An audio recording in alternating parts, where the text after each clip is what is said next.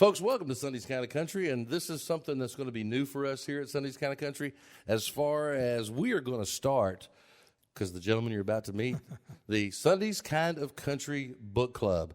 You know, I know that we're not some of the bigger stars yet, but we're going to be hopefully talking to the bigger stars, and what a great way to start this whole thing than with Sammy Sadler. And, you know, people are rediscovering this whole story all over again, and you're getting introduced to new people that are mesmerized by the story we're about to talk about for a few minutes. It's been a long journey, Robbie. It has been. It's been a long journey, brother. And we are going to get to, Sammy, March 9th and all that stuff of 1989. But, you know, with you, I'd like to back up because you were singing. You know, you had all the stuff going on in Texas and you're Bonham? Yeah, you know, I grew up in a small town, Leonard, Texas, really. But then, you know, after I graduated, we moved out to Bonham, out there on 56 acres. And we just kind of, you know, my dad's got a home place out there. And, you know, I'm between there and here. And, you know, but I was born in Memphis, Tennessee, you know, in 1966. And then we moved to Texas when I was about 2.5 years old. So I've been raised in Texas all my life. So you're doing that. You're in Texas. You got the family support. You're in a band that would later down the road become kind of popular with, you know, you have the right to remain silent. Yeah. Let your trouble ease your mind. Am I right on that? Yeah, you know, I started out, Perfect playing. Stranger. Yeah, you know, I started out playing all the Opries around Texas, Oklahoma, played Louisiana Hayride twice.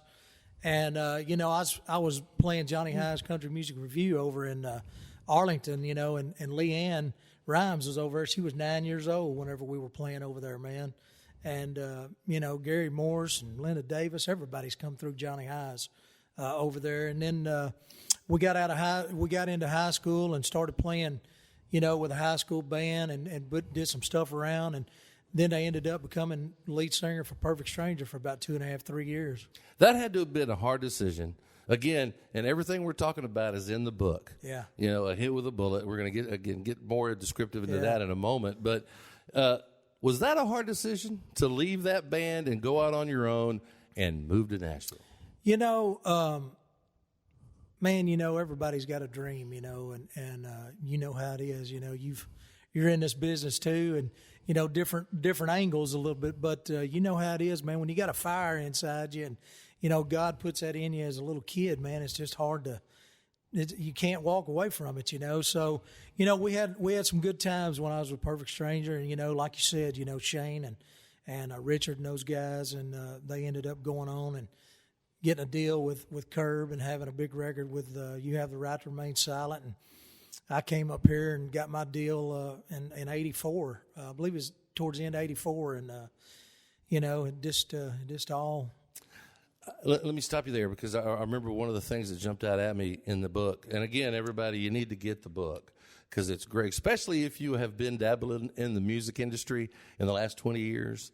You know, did I read right? Because I know that when I first started reading the book, the first time you came to Nashville, your father arranged a limousine. What was that story? Yeah, you know, it's kind of funny. You know, when we come up here, my dad got a limousine and got somebody to just drive us around, show us, you know, Nashville, and took us around all the stars, different houses and stuff. And that's kind of how it all began. You've been on the edge of everything since this whole thing started for you, hadn't you? Yeah. I mean, it's like I said, man, it's been a long journey, man. You know, it's just crazy. Because you get here, and so you start releasing the records. You get the record deal. Yeah. Right? Yeah. You become friends with Kevin. How did that originate? Oh, so we signed our record deal right out of high school about 6 months after I graduated, and you know, I came to town, and I had a couple of record labels interested in signing me, and Step One was one of the record labels with Ray Pennington over there, and then I had a couple of more offers, and Ray was in the middle of some stuff. He said, "Man, I'm about 6 months out from signing, but you know, I want to sign you, bug me." And I said, "Man, I don't want to bug you." And he said, "No, I want you to." But I ended up signing with Evergreen, and they put out 6 singles on me by the time I was 21. and working on my first album, and then tragedy struck us, March 9th. And before we get there, because your people put together such a great vignette, I want to play that vignette, and then we're going to come back from that. Sure. And we're going to start at March 9th. Yes, sir. Nashville, the It City, the city of dreams, the capital of country music. Each year, tens of thousands of hopefuls chase fame in her direction. But sometimes, the road to fame can be ugly. Beyond the glamorous smoke and mirrors of stardom are those who prey upon young and naive dreamers. Someone once described the music business as a cruel and shallow money trench, a long plastic hallway where thieves and pimps run free and good men die like dogs. Sammy Sadler had moved to Music City fresh out of high school from Bonham, Texas, a small rural county of less than 7,000 people. He secured a recording contract with Evergreen Records, and his single, Tell It Like It Is, was rapidly climbing the indie chart, as indicated with a bullet in Cash Box magazine. Critics had embraced Sammy, comparing him to voices like Steve Wariner and Colin Ray. He was on top of the world. He could see his dreams in reach, but fate had different plans. On March 9th, 1989, as he and his friend Kevin Hughes returned from dinner, a man stepped out of the darkness and everything came to a screeching halt. A masked gunman let off 4 shots,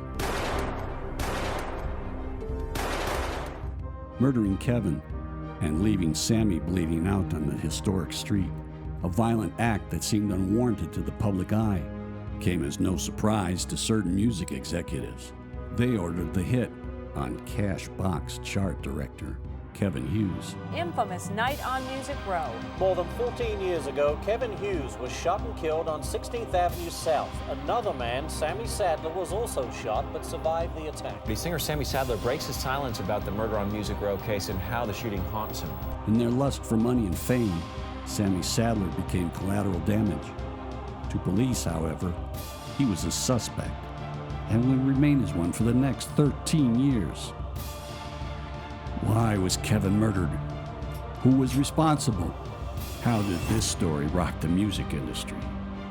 Find out the true story through the eyes of the sole survivor, Sammy Sadler, of what became known as the infamous Murder on Music Row. Okay, I guess I'm not going to have to talk very much anymore. March the 9th, 1989. Yeah. The real, the Murder on Music Row. And you actually, obviously it's okay to talk about all this stuff now. You were the first one shot. Yeah. But you were not the focus of what the goal that night was. Is that right? Well, that night, Kevin and I didn't even know we were going to see each other that night. I was married at the time, and me and my wife had gotten in an argument, and I was just wanting to get out of the house, really, basically. And back then they didn't have cell phones, so I called down to Cash Box to see if Kevin, was there, and the phone just rang, and so I was about ready to hang the phone up, and I thought I heard somebody say hello, and I brought the phone back up to my ear, and it was Kevin. I said, "Hey, man, what are you doing?" He said, "Man, I'm still working on the charts." And I said, "Well, I'm going to come down and see you." And he said, "Okay, I'll leave the door open for you." So I left, and I came down to Cash Box. When I walked in, Kevin was on the telephone. And so I just picked up a magazine, was kind of waiting on him, thumbing through that. And when he got off, I asked him if he wanted to go get something to eat or if he's hungry. He said, "Yeah, let's go." So we left, and I said, "You want to go in my car or yours?" He said, "Let's just take mine." So we jumped in Kevin's car, and we went down on West End and went to eat. And, it's just a regular night, for what I thought, and I'm sure him too. And we left and went to eat, and on the way back, we just happened to stop by my record company's office, use the telephone, and I called my parents is who I called, and Kevin and I had been friends for about 7 or 8 months, and he's never met my family or anything, but he got on the phone, talked to my mom and them, and said hello to them. And wow. After he got off the phone, I got back on, and about that time, he sat down, was reading the magazine there. We heard something rattle the door. And we heard something rattle real loud, and Kevin got up to go look and see what it was. And when he come back in, I said, "What was it?" He said, "I'm really not sure. It looked like somebody was walking down the street, but I really couldn't tell by the lighting." So, I got off the telephone and we walked out front and looked out through the record company's office. We didn't see anything. And so we walked out on the outside and we was sitting there on the front of the steps talking and looking around. We still didn't see anything. So we left and started walking back to Kevin's car. And we got over there and I started to reach and shut the door. When I sat down, I caught something moving out of the corner of my eye. And that's when I looked up and the guy's just right here on top of me, and I looked up and said, "Oh my God, this guy's got a gun," and just threw my arms up to cover my head, and that's when he shot, and it hit me right in the arm. Right. And then the rest is history, man. Well, and again, if you get the book, read the full story. That's great. And I'll, to back up one more time, when reading the book, I haven't been a big reader since I got out of college. Mm-hmm. I'm telling you, until your book. And it's because all of a sudden I'm reading names I've seen in trade magazines, mm-hmm. and how you intertwined it through, and the one question that I have for you after the shooting, you're in the hospital, mm-hmm. you got the police guard, you got all that stuff going on. Why do you think the police held on so long, thinking you were involved in all that? Robbie, I wished I could answer that question. Really? That's a question that I still wonder about today. When you're, I didn't know how bad I was shot that night, obviously, at the time. And I didn't know Kevin had gotten murdered and killed. I kept asking about Kevin for every day. Nobody would tell me anything, they wouldn't say nothing. And they didn't actually tell me Kevin had passed until the day they buried him. Oh. And, man, like I said, I mean,